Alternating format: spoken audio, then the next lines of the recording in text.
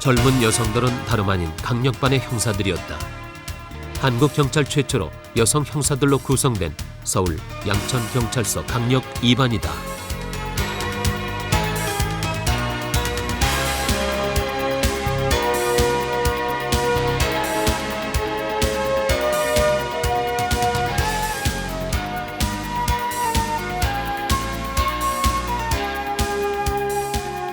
출범한 지 2달, 20대에서 30대까지 모두 5명. 거칠고 험악한 강력 범죄와 각종 사건, 사고의 중심에 그들이 서 있다. 강력 2반의 영아 살해 사건이 떨어졌다. 형사들은 수사의 방향을 잡기 시작했다.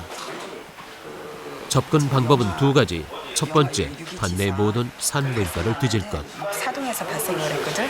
일단은 신정 이동 산부인과 이제 상대로 해가지고 면담을 했거나 또는 진료를 받은 사실이 있는가를 확인을 좀 하고, 그 다음에 신정 사동 산부인과를 상대로는 우리 박 형사하고 신원사가 수사 진행 상황. 2번째, 카드 한 장의 출처를 찾을 것. 버려진 아기와 함께 발견된 화장품 카드는 이번 사건의 유일한 단서였다. 형사들은 2계조로 나눠 탐문 수사를 시작했다. 취재팀은 화장품 카드 수사조를 따라 나섰다. 여형사들의 출동에 남자 형사도 동행하고 있었다. 강력계 정하운 형사. 그는 강력 2반이 자리를 잡을 때까지 후배들을 돕게 된다.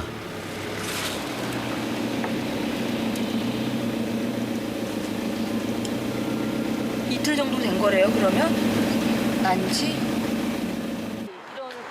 1차 탐문은 사건 현장에서 시작됐다. 이쪽에서 발견된 거거든. 범행의 이면과 수많은 단서가 숨겨져 있는 곳이 사건 현장이다.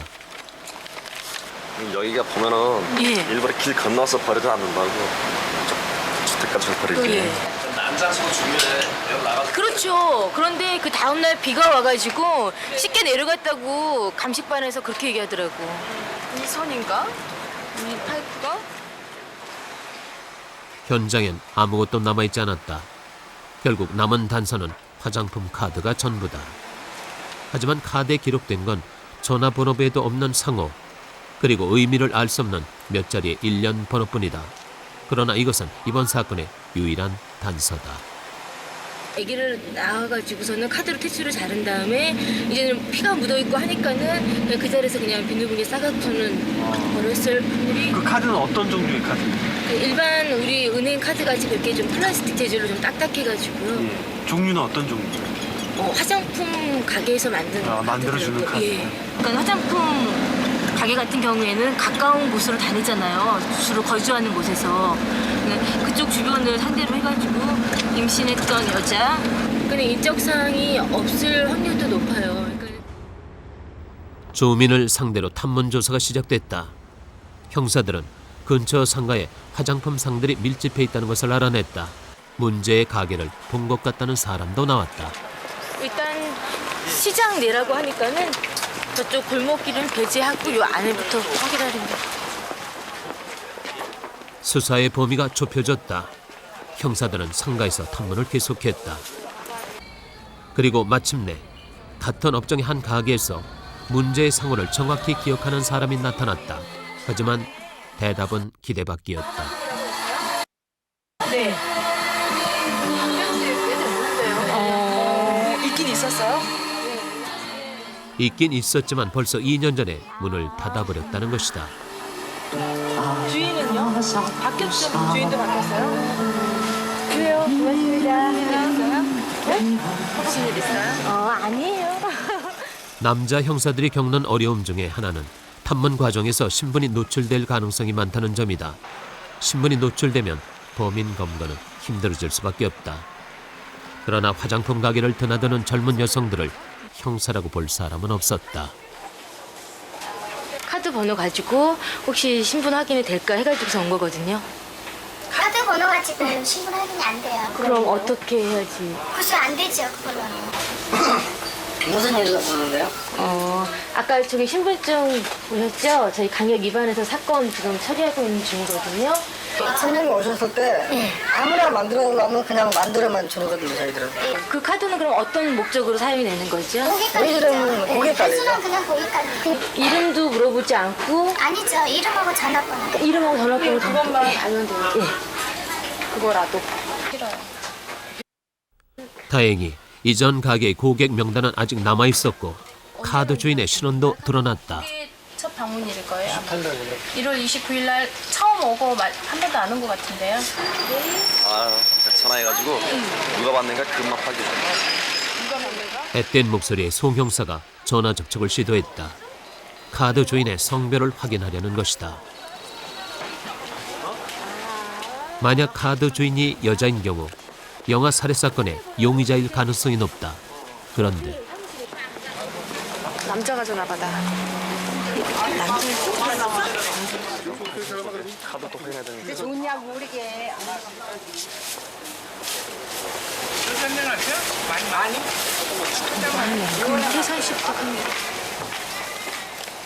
딸내미일지 모르지 아직은. 이번엔 카드 주인의 이름으로 신원을 확인해 보기로 했다. 고객 카드를 만들 정도면 가게와 가까운 곳에 살고 있을 것이다. 형사들의 추측은 맞아떨어졌다. 동사무소에서 카드 주인의 주민등록을 찾아냈다. 그리고 놀라운 사실을 확인했다. 아까 그 아들내미인가 봐. 오빠. 아니네. 아니네. 여자 금방. 여자이네. 저기 사진 있죠? 카드의 주인은 19살의 여성. 이제 확실한 실마리 하나를 발견했다. 형사들은 용의자 수배에 나섰다. 3 이쪽인가 보다. 카드 한 장으로 수사를 시작해서 용의자를 만나기까지 걸린 시간은 고작 반나절.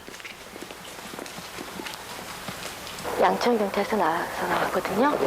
저기 가 같이 사시죠? 네. 지금 집에 있죠? 왜요? 믿고 맞아? 이런 거 있으면 그러면 일단 경찰서까지 부모님 같이 가더라도 같이 가줘야 될 것 같아. 왜냐면 이거 잠깐 사이 몇 마디의 대화를 주고받던 형사들과 용의자 가족은 조용히 문을 나서고 있었다. 약간의 몸싸움을 예상했던 취재팀으로선 뜻밖의 광경이었다. 놀라는 기색도 단 한마디 항변도 없이 용의자는 그저 무표정했다.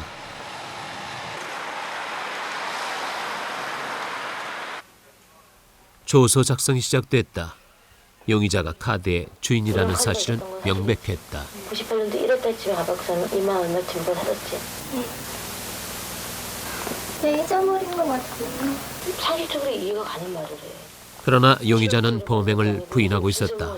이미 오래전에 잃어버린 카드라는 것이다. 잊어버린 그냥 놓고 갈 수도 있고.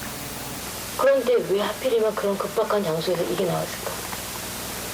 그럼 그 사람을 가져가다가 그 사람이 이거 전혀 필요하지 않는 물건인데 이거 깃발에 떨어져 있으면 주실 것 같아? 뚜렷한 물증도 없이 용의자로부터 자백을 받아내기란 범인을 검거하는 것만큼 어려운 노릇이다. 형사들에게 치밀함과 끈기, 노련한 심리 싸움을 요구하는 것은 그 때문이며 일선 경찰서 강력반에 늘 감도는 긴장감도 그런 이유가 있다. 그러나 용의자를 신문한 강력 2반의 표정은 마치 학교의 교무실이나 상담실을 떠올리게 했다.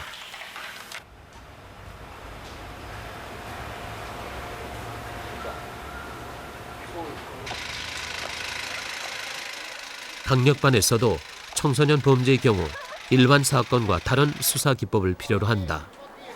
그중 하나가 학교 폭력이다. 학생 한 명이 인근 학교 학생 여러 명을 오랫동안 괴롭혀왔다는 신고가 접수됐다. 강력 2반이 조사에 나섰다. 교무실 먼저 가는 게 낫지 않을까요? 형사들은 미리 학교 관계자의 양해를 얻고 학교를 방문했다. 만약에 어디 신호등에 문제가 있다 그러면 교통과로 가서 그 신호등에 대해서 고칠 테고 누가 폭력을 당했다더라 라고 하면은 형사과로 와서 이게 어떻게 된 내용인지 우리가 조사를 하도록 돼 있어. 너희들이 처벌을 피해 학생들을 만나는 일도 학교 측의 양해 속에 이루어졌다. 그때 어떤 피해가 있었지? 뭐 코뼈가 주저앉았다고 얘기를 들었는데. 그냥 좀 많은 피해가 있었어요. 많은 피해, 어떤 피해? 얼굴이요. 또 맞아. 그러고요. 다른 피해 학생들도 많이 있더라고, 너희 말고도. 피해 학생들은 증언을 두려워하고 있었다. 보복 때문이다. 그러나 누나 같은 형사들의 설득에 학생들은 피해 사실을 털어놓고 있었다. 그날 오후 두 계조로 나눠서 조사를 나갔던 형사들이 경찰서로 돌아왔다. 학생들이 겪는 피해 사례는 심각했다.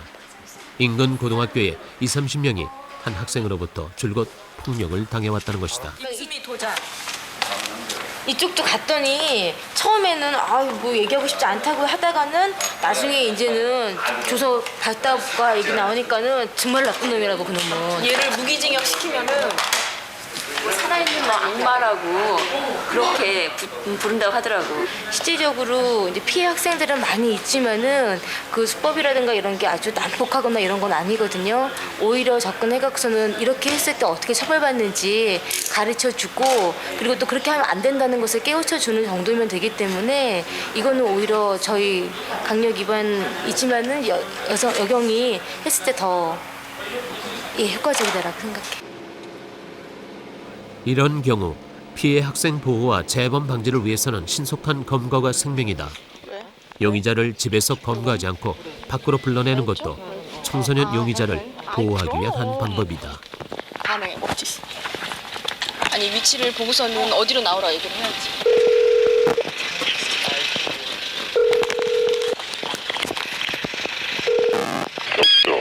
여보세요?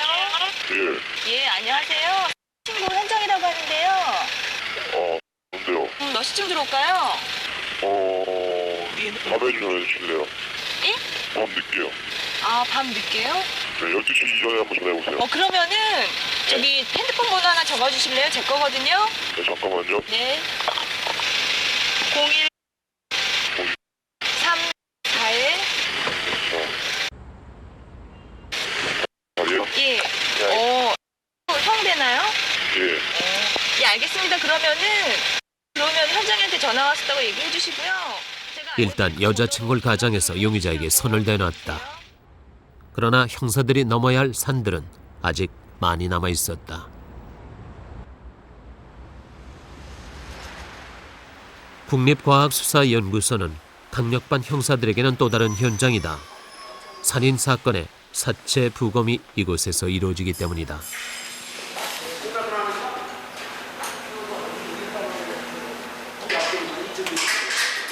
그런데 부검실 입구에서 송유정 형사는 괴로운 표정이었다. 출범한 지 아직 2달밖에 안 된 햇병아리 이 형사들에게 사체 부검은 이번이 처음이다. 부검은 살인사건 해결에 결정적인 단서로 작용하는 중요한 절차다. 강심장의 남자들도 이런 광경은 피하고 싶은 광경이다. 송 형사는 어느 틈인가 부검실 안으로 들어와 있었다. 험악한 일에 정면으로 부딪혀야 하는 형사 세계의 장벽 하나를 넘는 순간이었다.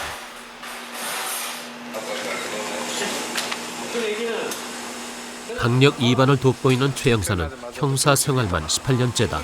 그의 질문이 시작되자 여 형사들의 질문도 쏟아졌다. 태어날 때까지는 생각 살아있는 거. 태어나고 나서 죽겠네 그러면. 태어나고 죽을 수도 있고 그냥 살 수도 있습니다. 근데 정상적으로 살지는 못한다는 거죠. 정상 분말한 상태는 아니죠. 조산이죠. 당연히 조산이죠. 1,500g이고 1,500g. 1,500g이기 때문에 이 병원에서 태어났다 하더라도 살 수 있을 것인가에 대해서는 너무 의문이 있을 겁니다. 부검실의 형사들은 꼼꼼하고 세심했다. 강력반에 여성반이 생긴 이유도 그것이었다. 이런 증거는 없습니다. 여자들로만 갖고 한번 구성을 해보자. 그러면은 상대적으로 피해 진술이라든지 거의 좀 더 자유스럽지 않을까. 그런 문제가 하나가 있고 특유의 섬세함 같은 거 그런 걸로 해가지고 저 사람을 구속을 안 시키고도 불구속을 하는 이유를 찾아서 그러니까 9사람의 범인을 놓치더라도 한 사람의 무고한 사람을 안 만들는 그런 정신을 갖고 임하는 수사가 될 수 있다. 그래서 나 여자들만 해서 만들었어요. 그 사이 영아 살해 사건의 용의자는 중요한 사실을 자백했다. 카드를 친구에게 빌려줬다는 것. 형사들은 즉시 용의자 검거에 나섰다. 용의자는 19살, 얼마 전 학교를 중퇴했다. 형사들이 찾아갔을 때 용의자는 어린 아기를 돌보고 있었다. 막내야? 응. 늦게 보셨대. 아무도 없어요 집에? 형사임을 밝히자 용의자는 잠시 당황했지만 곧 범행 사실을 시인했다. 그러나 막내 동생이라는 아기만 놔두고 경찰서로 연행할 수는 없었다. 왜 부모님 모르게 그랬어? 부모님. 이 녀석아, 그게 미안하게 걱정은 끝날 노릇이야. 바보, 너 바보 아니야. 언니들도 있고 그런데. 아휴, 너 병원 한 번도 안 가셨어 정말로?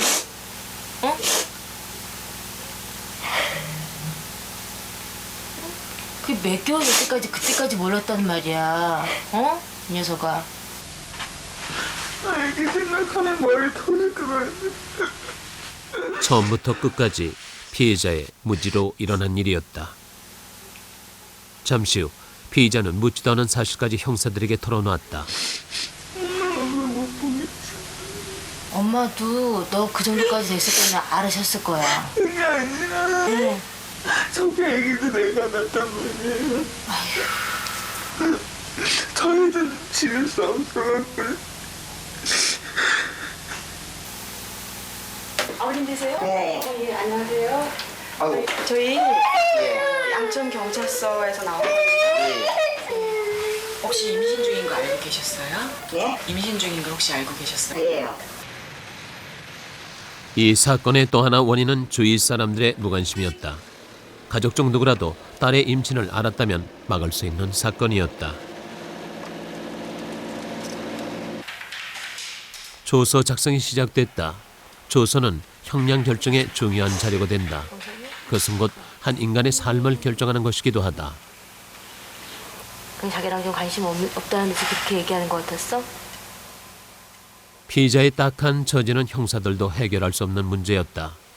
형사들은 마치 철없는 어린 동생을 안타까워하듯 피의자 곁을 떠나지 못하고 있었다. 그때 송 형사의 핸드폰이 울리기 시작했다.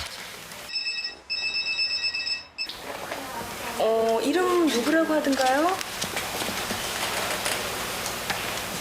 아, 그래요? 나오라고 하고 지금 바로 안 돼. 그렇지. 만나자 그래.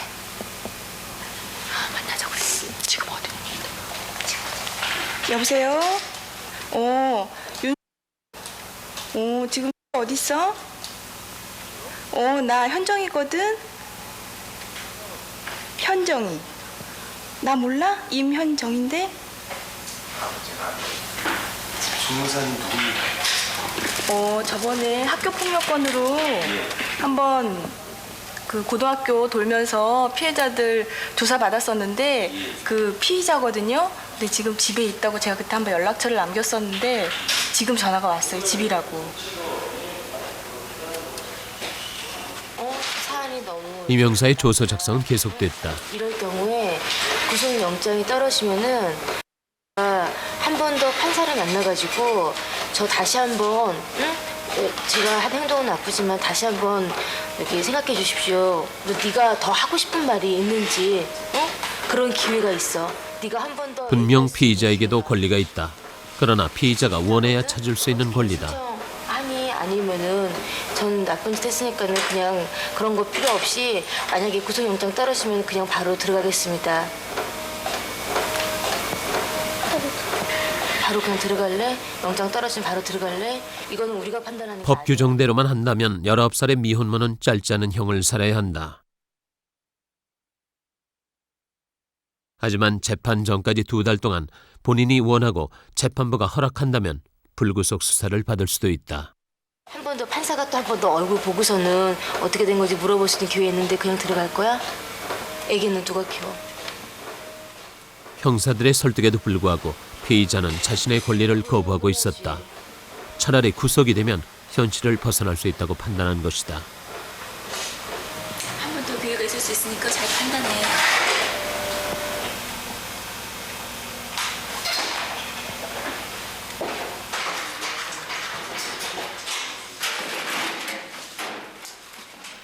피의자는 끝내 구속을 택했다. 그러나 혼자 몸으로 임신과 출산을 겪는 동안 제대로 몸을 돌보지 못했던 피의자는 안정과 치료가 필요한 상태였다. 형사들이 그것을 돕는 수밖에 없다. 그 시각 송유정 형사는 학교폭력 피의자와의 접촉을 시도하고 있었다. 여보세요? 네? 야, 나 가해 끝났어. 야, 너 신정 내거리에 있는 맥으로 나올래? 지금 나올 수 있어? 그래, 지금 나와. 오케이. 됐어. 가자. 집에 있는 피의자를 굳이 밖으로 불러내는 데는 이유가 있었다. 가족이 보는 앞에서 검거되는 것은 청소년 피의자에게는 치명적인 상처를 줄 수 있기 때문이다.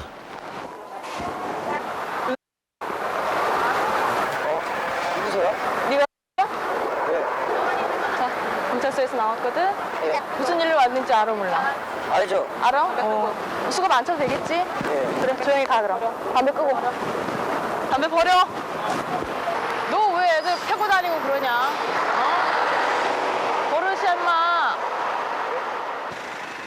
검거는 조용하고도 신속하게 끝났다. 범인은 범행을 시인했지만 자신의 행동이 법적인 처벌을 받을 수도 있다는 사실은 모르고 있었다. 그것을 알게 하는 것이 검거의 목적이었다.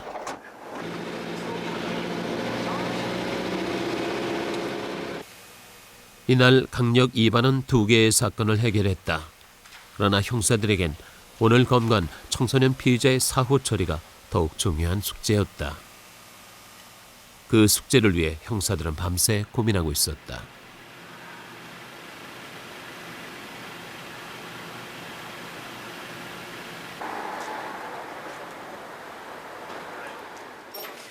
다음 날 실종 사건이 발생했다. 20살의 여성이 집을 나가 닷새가 지나도록 소식이 없다는 것이다. 게다가 이상한 전화가 집으로 걸려오는 것으로 봐 납치의 가능성이 있는 사건이었다. 여보세요? 예, 없어요, 연락. 없어요. 그 뒤로 이상한 전화도 안 와. 실종자의 어머니는 전화만 기다리고 있었다. 그런데 공교롭게도 나가고 생전 안 오던 전화가 그날 왔으니까 저희는 희망을 갖고 이제 막 발신지 추적하고 형사길 가서 한 거예요. 이제 임신매마다 이제 혼자 갔어요. 실종자는 오랫동안 간지를 알아왔기 때문에 어린아이 수준의 정신 연령을 갖고 있다. 아무것도 안 가져왔어요. 그러니까 돈도 얼마를 가져가 돈 지갑을 펴놨어요. 주변 사람들한테 나 집에 전화하고 싶어요라든가 뭐 전화할 수 있게 해주세요 뭐 이런 얘기를 할 수 있는 그 정도는 할 거예요. 그 정도는 하죠. 전화해달라고 하죠. 찾아달라고. 수중에 돈도 약도 없이 실종 닷새가 지났다. 사흘만 약을 끊어도 고통을 당하는 사람인데 지금 어떤 상황에 처해 있는 것일까? 이것은 단순 가출 사건이 아닌 한 사람의 생명이 걸린 수사였다. 오시고.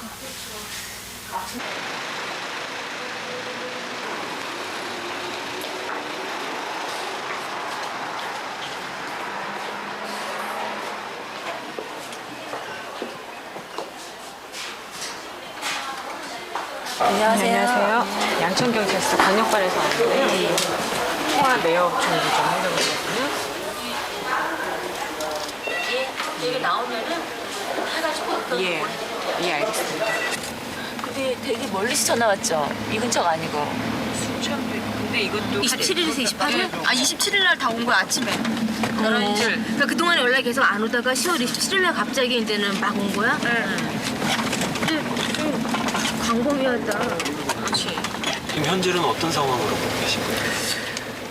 전혀 이상한 전화가 안 왔으면 그냥 단순한 가출 여부로 볼 수가 있는데 그 이후로 이상한 전화가 오기 때문에 혹시 납치 가능성을 좀 염려에 두고 있는 거죠. 이상한 전화란 게 어떤 식이죠? 그 전화해서 계속적으로 끊고 아무 말 없이 그런 전화가 오고. 이 사람이 지금 약을 뭐 3일 내에 복용하지 않게 되면은 이제 많이 상태가 안 좋아갖고서는 바로 발작이 일어나서 부모들은 지금 납치가 아니면은 얘가 지금 약을 먹으러라도 없거나 그 상태도 굉장히 안 좋고 하기 때문에 누구한테 붙잡혀가지 않을 이상 집에 안 들어올 리가 없다. 그리고 수중에 돈도 한 푼도 없는 상태였고 지갑까지 다 놔두고서는 나간 상태에서 지금 5일째 소식이 없으니까는 부모님들 입장에서는 굉장히 애가 타시죠.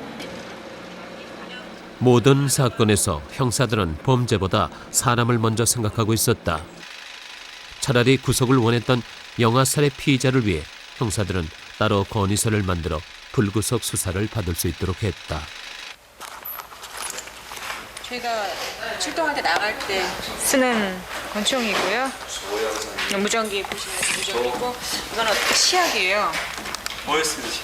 이거는 이제 뭐 필로폰이라 그래서 마약 성분 그걸 확인할 수 있는 치약이고 소변 검사를 해서 테스트하는 거거든요. 그리고 이 THC라는 거는 대마 쪽으로 확인할 수 있는 거예요.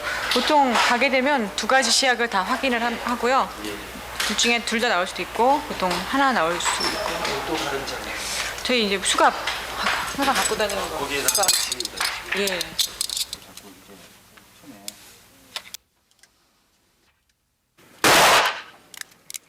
강력계에서 다루는 사건은 대표적인 5대 강력 범죄인 살인과 강도, 강간, 마약, 방화 사건이다. 그런 거친 세계에서 자신의 목숨을 지키려면 형사들은 기본적으로 사격과 무술에 능해야 한다. 사격 연습을 하는 것도 인명 보호와 신속한 검거를 위해서다.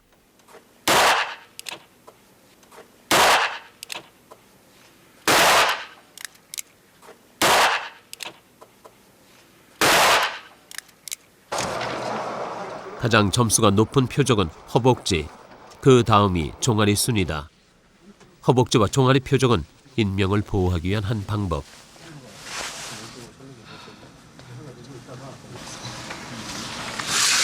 거의 왼쪽 다리 다 겨냥하셨나요? 제가 좌탄이 나기 때문에 예. 오른쪽 다리를 겨냥하게 되면 이 가운데로 빠질 염려가 있어서 예. 주로 이쪽으로 했고 총구를 오른쪽으로 향하고 한다고 했는데도 좌탄이 나네요. 그래도 거의 표적지 안에 거의 다 들어가셨나요? 아, 표적지가 너무 크잖아요. 그날 오후 휴식을 반납한 형사들은 개장실로 모두 모였다. 이번엔 특수절도다. 이거는 일본 발생 사건입니다. 발생 사건인데 피해자는 그 다 내용 피해 신고 자세가 있어요. 절도 그 신월동에 이 발생 사건이 들었습니다. 카셋. 자기 시간을 포기하고 달려온 사람들을 향해 형사계장은 질책의 한마디를 잊지 않았다. 지금 현 실태가 그 발생은 많은데 검거율이 낮아. 그러니까 여러분들이 좀 열심히 뛰어가지고 검거율이 높을 수 있도록. 또다시 수사가 시작됐다. 이번 사건은 관내 한 카센터에서 발생한 도난 사건이다. 1,000만 원 상당의 카 오디오를 도둑맞았다는 것이다. 특히 문짝을 뜯고 침입한 것으로 봐 2인조 이상의 특수 절도범일 확률이 높았다. 저희는 아예 중고 취급을 안 합니다. 그래서 거의 다 중고 물건이 다 도둑 물건이 되는 게. 그럼 아예 보고선 안 팔아버려요? 안 사버려요? 저희 취급을 안 해요. 아예 취급을 안 한다고? 합니다. 그래. 그러면은 하긴 그럴 염려가 좀 사람들만 이쪽에 다 얼굴 보니까 없겠지만은 네. 이게 11대가 없어졌어요. 번호를 적어드릴게요. 혹시라도 와갖고 이런 거 뭐 팔 수 있나요? 라고 물어보면은 근데 중고는 여기에서 양천 관내에서는 거의 취급을 안 한대요. 수요가 없어가지고. 그럼 딴 데 가서 돈 물어봐야지. 딴 데 이 카 오디오를 취급하는 업소가 몇 개나 되는지 알아봤어? 아니, 없다고 그렇게 얘기하는데 여기는 수요 자체가 없다는 거예요. 없어 그래도. 대부분의 전문 터리범들은 작물을 전문으로 취급하는 동네에 물건을 넘긴다. 그러나 절도범들은 짝이 맞지 않거나 고장난 물건을 훔쳐갔다고 한다. 그렇다면 초범의 소행이라고 추정하고 이 일대부터 탐문하기로 했다. 이제는 두 오빠 목소리를 두 시부터 이건방에는 없는데요. 없어요? 형사들은 쉽게 포기하지 않았다. 며칠 동안 관내 수십 군데 카센터를 모두 뒤졌다.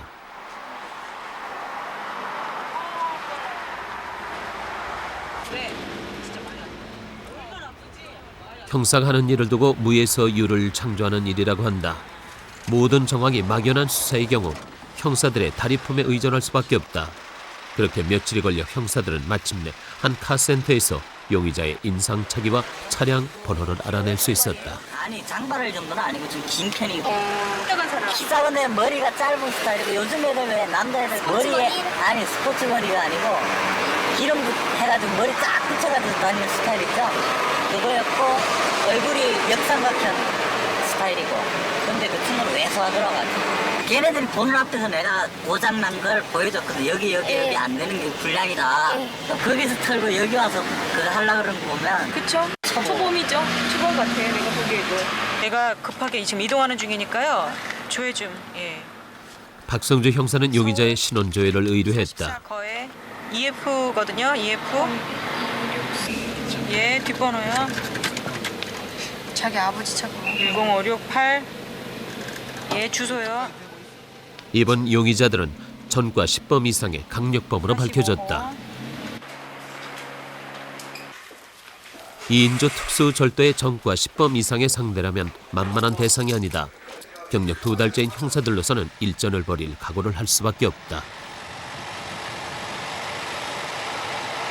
항상 평범하게 사는 사람은 의심을 안 하는데 아버지랑 다 있어요? 용의자의 집 앞 형사들이 출동했다. 이번 사건은 강력계 경력 18년의 최 부장이 주의를 맡았다. 자고 1차 들어가서 한번 확인을 몇시 해봐. 네.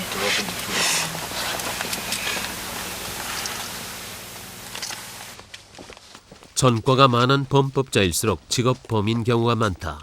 밥 먹듯 들락거린 경찰의 수사 방식을 그들은 누구보다 잘 알고 있다. 이 사건에 경력 18년의 베테랑 형사가 필요한 것은 그 때문이다.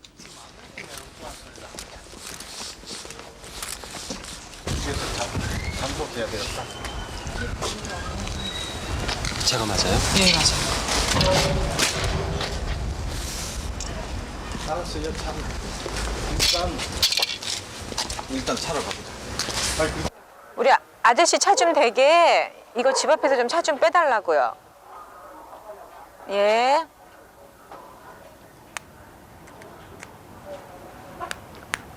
정.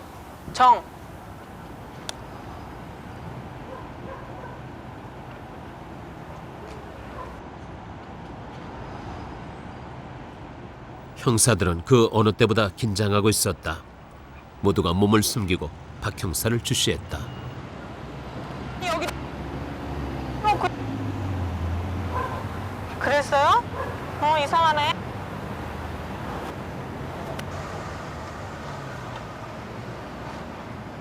차를 빼러 나온 사람은 그러나 용의자가 아니었다. 그렇다면 용의자는 어디에 있는가? 잠복이 시작됐다. 언제 어디서 나타날지 모르는 용의자를 기다리며 형사들은 최대한 몸을 숨겼다.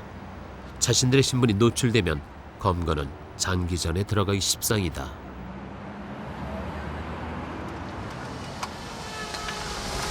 근데 잠깐. 양차사 직원인데 여기 사건 때문에 와 있으니까 여기 순시 들지 마라.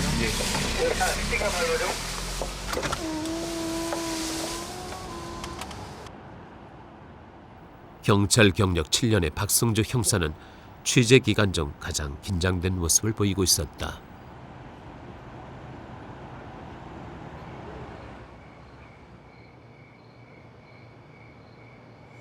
경찰관들한테 이렇게 노출됐다라는 걸 알면은 완전히 그냥 잠수해버리는 경우가 있어요.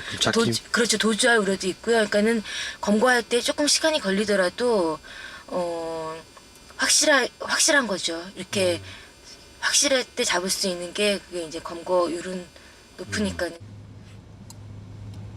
주택가 골목길에는 보이지 않는 긴장감이 깔려 있었다. 범인은 아직 나타나지 않았다.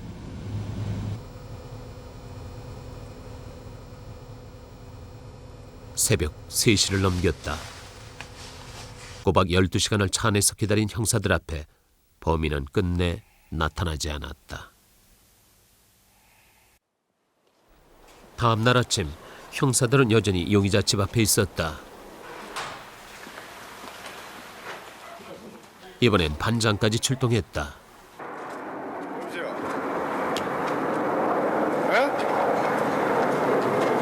알았어. 집안에 용의자가 있다는 연락이었다. 강력 2반 전원이 출동한 검거는 조용한 가운데 진행됐다.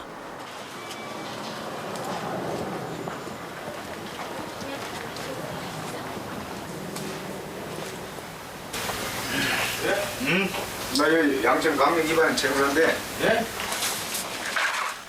용의자는 모든 것을 체념한 듯 순순히 형사들을 따라 나섰다. 인상착의와 신원에서 그가 용의자임은 틀림없었다.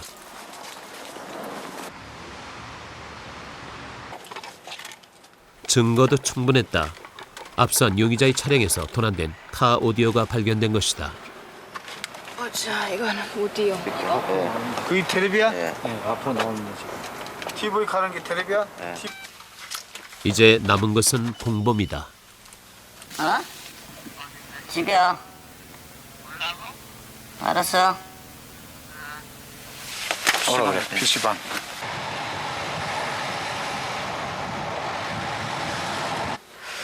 안에 들어가서 핸드폰 누르면 받는 놈이 그놈이.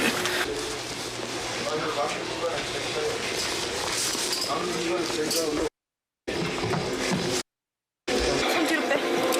뒤로 빼. 뒤로. 그렇지. 변호인 선임할 수 있고 유리한 진술 할 수 있고 진술 거부권이 있어. 아이 수갑 차고 옷은 나중에 입어. 전과 시범들의 특수 절도 사건에는 최 부장의 도움이 큰 역할을 했다. 큰 사건의 해결엔 경험 많은 남자 형사들의 도움이 필요하다. 그러나 강력 2반의 여형사들은 남성들이 뚫기 어려운 틈새에서 많은 가능성을 보여주고 있었다.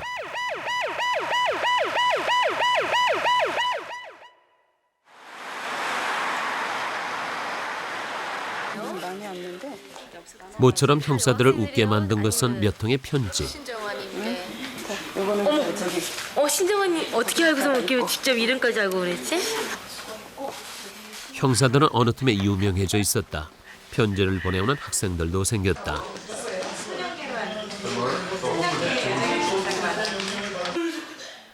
출범 직후부터 이들이 최초의 여성 강력반이라는 사실은 모두의 관심사였다. 형사들도 그 관심이 싫지만은 않은 듯했다. 성의껏 답장을 쓰는 형사들 앞에 처음 보는 얼굴이 등장했다. 전화 바꿨습니다. 갔어요. 어서 와요. 앉아요. 이쪽으로 앉아요. 양천경찰서에 신입 여경이 들어온 것이다. 막내인 송 형사에겐 더욱 반가운 후배다. 나 고참 아니야. 포레비야. 현재 우리나라의 여경은 1,600여 명. 대부분 평균 100대 1의 경쟁률을 뚫고 경찰 공무원이 된 사람들이다. 범죄 양상이 갈수록 다양해지는 현실에서 여성 경찰들의 역할과 임무는 한층 중요해지고 있다.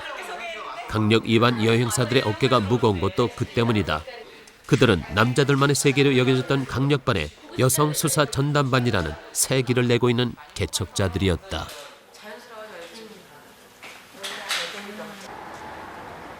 실종된 20대 여성의 집을 다시 방문했다. 사건은 좀처럼 해결의 기미가 보이지 않고 있다. 그럼 어떻게 해야 돼요? 갈만한 데가 보니까는 여기 청량리 정신병원 아버님께 말씀을 드렸는데 전화번호 사진 가지고서는 가셔갖고 수용돼 있는 애들 얼굴 한번 딱 보시고요. 지금 이 사진은 옛날 사진이고 그렇죠. 그러니까 지금 상태는 지금 이거보다 더 안 좋은 상태일 수 있어요. 얼굴 혈색이니까 저희가 가서 못 알아볼 수도 있으니까 어머님은 다 한번 가셔서 여기 없으면은 그때는 어디서 보호되고 있는지 아니면은 어디 돼 있는지 그거는 이제 우리가 수배 연단이라든가 이런 걸 뿌려가지고 만약에 이제 다른 데 좀 이렇게 돼 있다면은 그러니까 본인이 잘 모르는 곳에서 이제는 그렇게 갇혀 있거나 이러면 주위 사람들이 보고 연락이 취할 수도 있고 하니까는 의외로 좋은 분들이 또 많이 있거든요. 애가 너무 아프고 행선지를 말할 수 없는 정신 상태면 보호를 하실 수도 있어요. 예, 나이 드신 분들, 그러니까 왜냐면 나쁜 목적으로 있는 사람만 있는 게 아니고 할아버지, 할머니 이런 분들도 있고 좋은 분들도 계시니까 아직은 나쁜 쪽으로 속단하지 말자고요. 예. 형사들은 병을 앓고 있는 실종자를 찾기 위해 다각도의 수사를 전개했다. 통화 내역을 역추적하는 한편 전국의 수용 시설을 일일이 탐문했다. 하지만 실종자는 끝내 나타나지 않았다.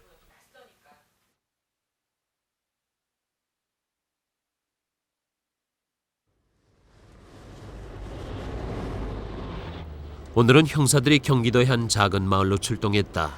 이 조용한 시골 마을에 마약 사범이 있다는 첩보다. 걔는 자기가 용의선상에 올라와 있는 걸 지금 전혀 모르는 상태이기 때문에 그러니까 우리가 조금 그렇지 적극적으로 해도 특별히 나가서는 뭐 확인을 한다거나 도망가거나 그러지 않을 수도 있어.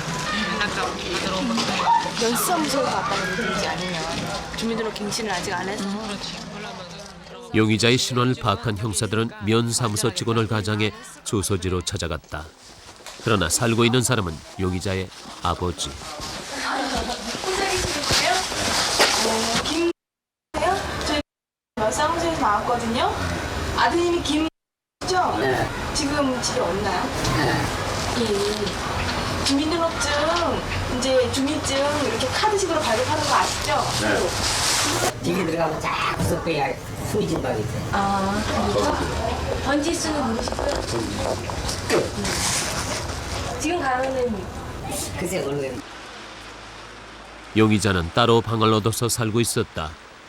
마약 사범 검거가 어려운 이유는 그들의 거주지가 분명치 않다는 점이다.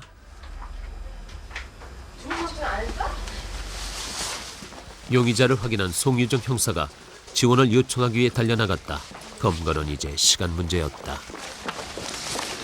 최 부장님한테 전화할 수 있어 지금. 뭐 THC만 갖고 왔어? 시약이 등장했다. 시약 테스트는 소변 반응을 통해서 마약의 투약 여부를 확인하는 증거 자료다. 한참 동안 머뭇거리던 용의자는 시약 테스트에 응했다. 열흘에서 일주일 안에 마약을 했을 경우 소변에서 마약 성분이 검출되고 시약에 반응을 보인다. 그런데 시약 테스트에선 아무런 반응이 없다. 심증은 있으나 물증이 없는 상황이다. 첩보를 입수해 시약 테스트까지 성공적으로 진행시켰지만 증거가 없는 이상 돌아서는 수밖에 없다. 마약 수사에 어려운 점이 있어요. 일단 이 사람들이 보통 주소지에 없어요. 항상 직접 입회하에 소변 받는 걸 봐야 되거든요. 혹시 다른 걸 이물질을 집어넣을 수도 있고 하기 때문에 그런 걸 직접 보기 위해서 그런 게 좀 어렵습니다. 형사들은 인근 마을로 향했다. 또 다른 마약 첩보다. 이 집에는 늦게 들어온다는 거야. 2시나 3시 이럴 때 들어온다는 거야. 이게 2시나 3시에 들어오는데 체중은 한 75kg 정도 되고 키가 한 172 정도 되는데 이 설비를 하고 다니니까 얼굴이 까맣다는 거야. 까만데 그걸 떼주고 정형사는 오케이. 계속 갑시다. 다녀오겠습니다. 고생을 보람으로 생각하고. 네. 잠복이 시작된 이날 밤 갑자기 기온이 떨어지고 있었다. 장난이 아니게 춥구만. 나 들어갈 거야, 차에. 들어갈 거야. 들어갈 거야.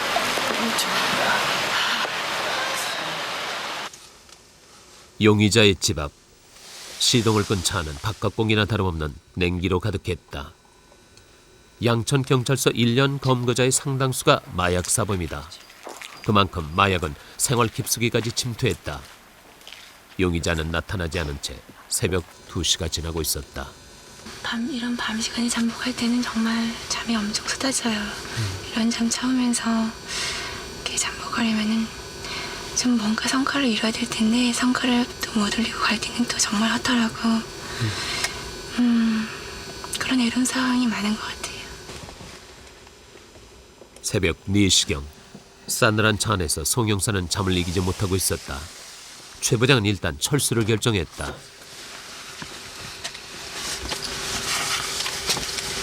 가지 뭐. 벌써 들어왔네. 좀 자세요. 조금만 더 할까요? 그래도 혹시 지금까지 고생했는데.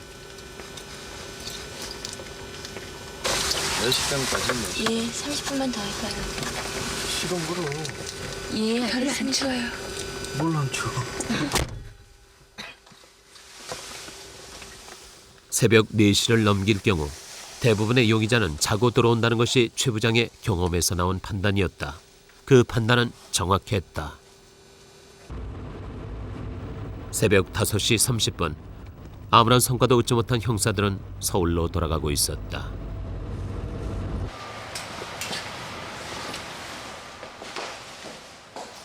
두 명의 마약 사범을 잡기 위해 형사들은 이름도 모르는 시골 마을 길가에서 밤을 샜다. 허탕을 친 날은 강력반 사무실에도 짙은 피로감이 깔린다.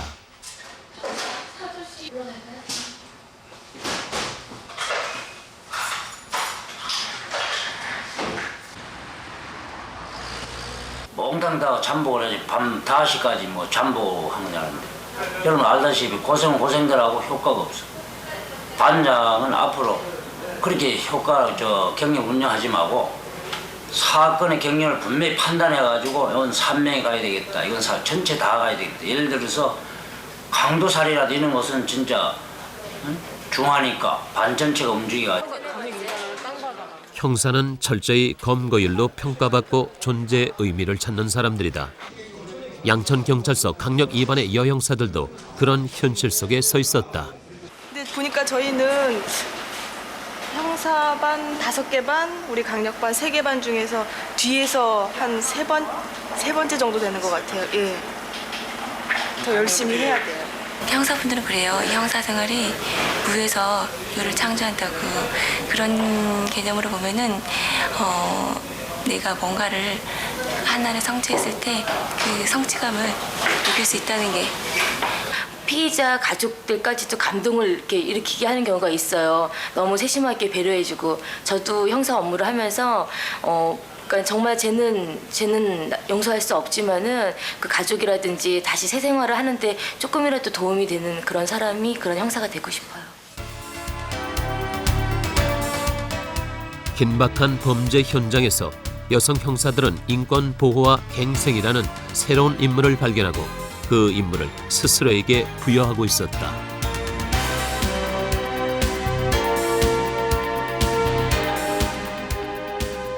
힘센 범인이라든가 또는 아주 강력한 범인을 검거하기 위해서는 최종적으로 범인 검거에 있어서는 뭐 남자 형사들하고 같이 합해서 공조해가지고 요즘 지능화되는 범죄들이 많잖아요. 특히 그리고 우리 경찰이 특히 좀 부족한 부분이 컴퓨터 범죄라든가 그러니까 또 노출되지 않는 여성 범죄라든가 이런 부분은 저희가 파고들기가 상당히 좋고. 세상이 존재하는 한 범죄와 사건은 피할 수 없다. 한국 최초의 여성 강력반